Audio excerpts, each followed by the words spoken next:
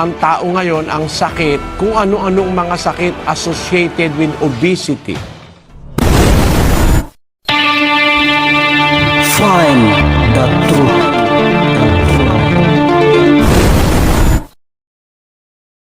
Sa lahat po ng paraan, pagka sobra, masama. Masama po. Kahit sa pagkain, mga kapatid. Pagka sobra, ang tawag po dyan, gluttony. Basahin po natin ang unang Pedro 4:3. Sapagkat sukat na ang nakaraang panahon upang gawin ang hangad ng mga hintil at lumakad sa kalibugan, sa mga masamang pita, sa mga paglalasing, sa mga kalayawan, sa mga kayamuan, at sa kasuklam-suklam na pagsamba sa mga Diyos-Diyosan. Kung napansin ninyo yung sinabi ni San Pedro, tama na yung nakaraang panahon para balikan pa natin yung ginagawa ng mga hintil na lumalakad sa kalibugan, sa masamang pita, sa mga paglalasing, sa mga kalayawan, sa mga kayamuan.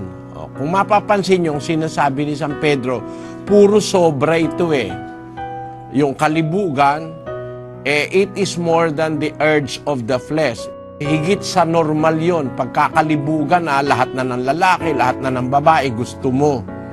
Tapos, yung mga masasamang pita, yung sobra na sa kailangan ng laman mo. Yung pita mo masyadong matindi. Mga paglalasing, lagi na lang lasing. Mga kalayawan, makikita nyo ito mga sobra. Yung kalayawan, sobra yun eh.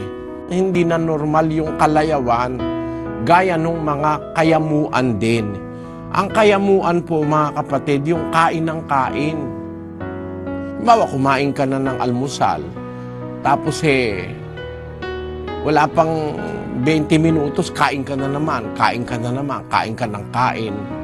Tapos sa hating gabi, matutulog na lang, meron pang midnight snack, meron pang butumpakwan, may mani. Tataba ka ng husto, ikaw din ang mapapasama, atakihin ka sa puso. Pagka ikaw lagi na lang busog na busog palagi. Ang sabi sa Biblia, yung kayamuan, ang isang kayamuang ginagawa nung iba, yung nasa Kawikaan 23:20. Huwag kang mapasama sa mga mapaglango, sa mga mayamong mangangain ng karne. Ayon, yung mapaglango, yung mapaglasing, at mayayamong mangangain ng karne, yung pulutan pagka nag-iinuman, ang karaniwang pulutan, karne. Sabi ng Diyos, huwag kang sasama sa mga mapaglango na mayayamong mangangain ng karne. Hindi naman bawal ang karne. Kaya lang, pagka puro karne na at araw-araw lasing ka, karne, lasing, karne, masama po yun sa katawan ng tao. Yan gumagawa ng kayamuan, yung gluttony.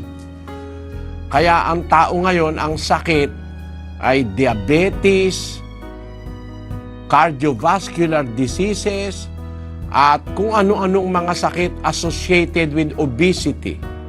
Yan po'y dahil sa kayamuan, sa pagkain ng sobra sa kailangan ng katawan. Hindi po masamang kumain, baka kayo magkamali. Pero ang dapat nating kainin, yung kailangan lang natin, lalo na ng uri ng ating trabaho.